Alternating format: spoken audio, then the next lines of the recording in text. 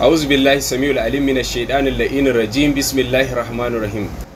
Jama'a assalamu alaikum wa rahmatullahi ta'ala wa barakatuh. Sunana Malam Abubakar Mai Godiya, shugaban cibiyar Mai Godiya Herbal and Holistic Medicine.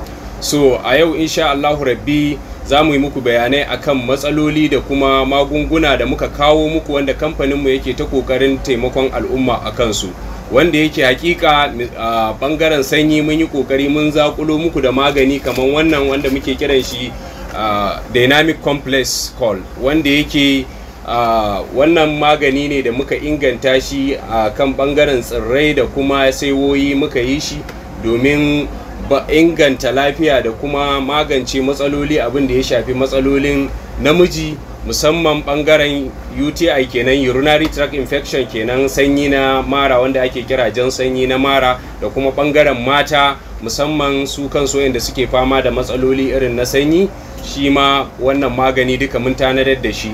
Bayan haka mun tanar da magunguna kaman bangaren su ulcer, shi ma gashi nan, asma and ulcer syrup kenan da tari, shi ma gashi nan.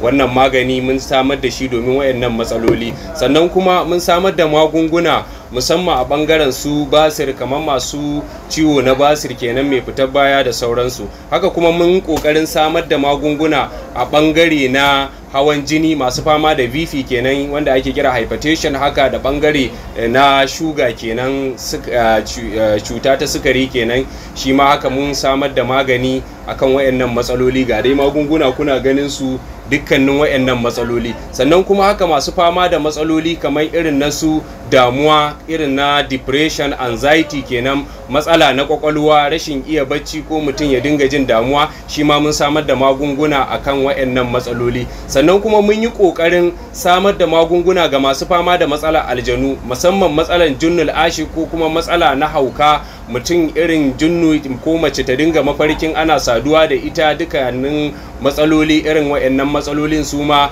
mun samar da magunguna, ko mace ta kasa auruwa haka ta dau shekara da shekaru, ko kuma matsala musamman matsala irin na sihiri ko a sa ki gaba, ko kuma matsala na maita kenan, kambun baka da sauransu.